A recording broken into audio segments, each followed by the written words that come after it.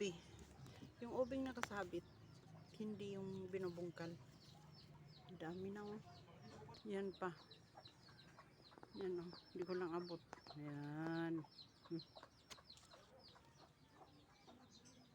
Wow, ganda-ganda.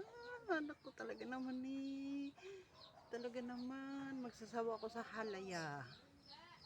Hindi ako magsasawa. Talagang napakasarap. Ayan pa.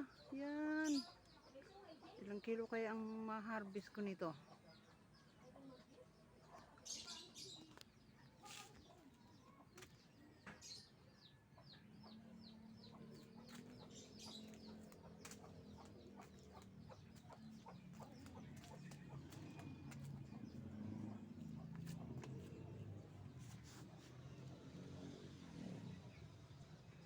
Ayan pa oh.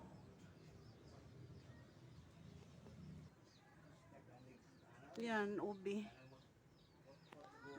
Kinukuhanan ko ng ano. Oh, pero malalaki yon.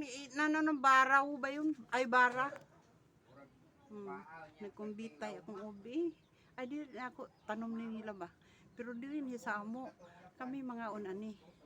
Kana siya. Tapos punong-puno ng gumamila ang ihang ginanahan.